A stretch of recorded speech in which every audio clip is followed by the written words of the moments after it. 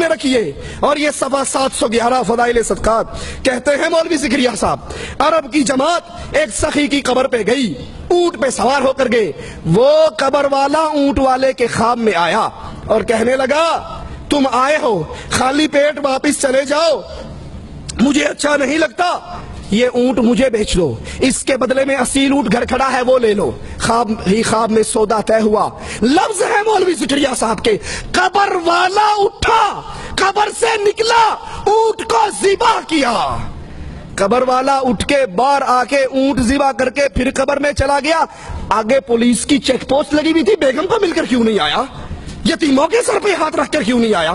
کہا ہم گوشت کھا پی کے جان بنا کے پیٹ بھر کے جا رہے تھے، سامنے سے ایک نوجوان آیا، تم میں فلاں ابن فلاں کون ہے؟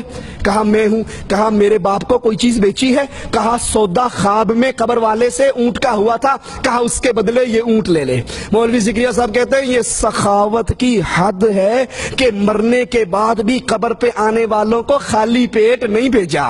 قبر پہ آئے تھے یا کسی ہوٹل میں گئے تھے؟ یہ گئے کہاں تھے؟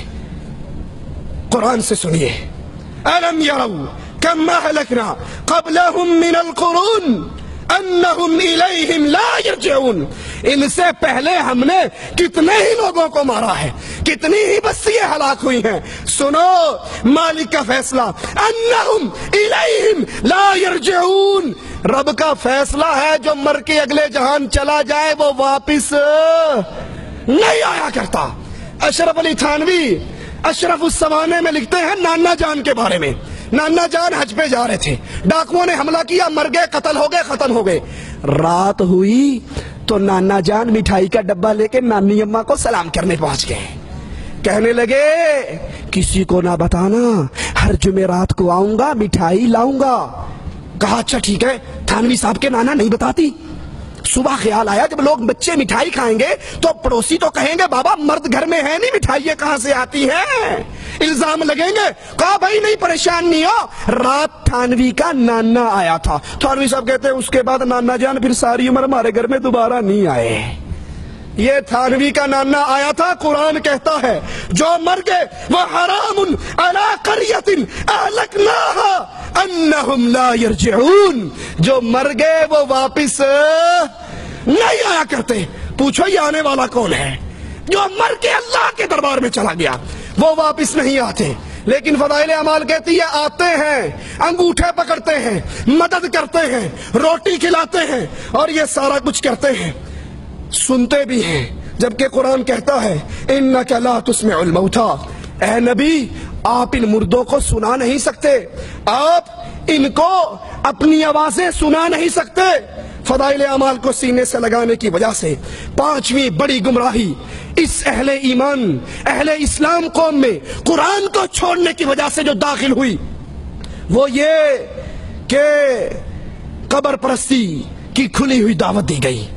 قبر پرستی کی دعوت، بزرگوں سے، مرے ہوئے بزرگوں سے مدد مانگنے کی دعوت، ان سے مسائل حل کروانے کی دعوت، یہ فضائل صدقات ہے۔ صفحہ اس کا 716 ہے۔ کہتے ہیں ہمارے ایک آدمی تھے مصر میں، ایک صاحب خیر، کوئی دلیل نہیں، ایک بندہ آواز پہ آندھی ہے، مصر میں ایک صاحب خیر ضرورت مند فقیروں کو چندہ اکٹھا کر کے دیتے تھے۔ ایک فقیر آیا چندہ مانگا، کہیں سے نہ ملا، ہر جگہ سے مانگا، آخر میں ایک سخی کی قبر پہ جا کر بیٹھ کر سارا حال سنا دیا کہ یہ غریب ہے، اس کو کچھ نہیں مل رہا، اور آ کر اپنے پاس سے 1 دینار توڑا، آدھا اس کو دیا، آدھا جیب میں رکھا۔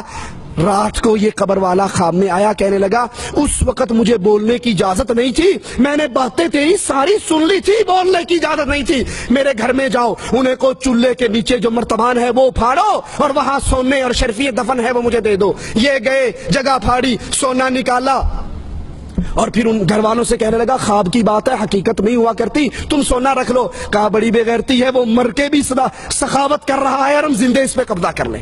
قبر والے پر جاؤ، قبر والے کے پاس بیٹھو اور وہاں جا کے اپنی مشکل سناؤ۔ یہ فضائل حج ہے ہمارے ہاتھ میں، اس کا صفحہ 138 ہے۔ کہتے ہیں ایک آدمی مرا، اس کے ورثے کے اندر رسول اللہ صلی اللہ علیہ وسلم کے بال بھی آئے، ایک بھائی نے سارے بال لے لیے اور ایک بھائی نے مال لے لیا، مال والے کا مال ختم ہو گیا، بال والے کو اللہ نے بڑا مال دیا۔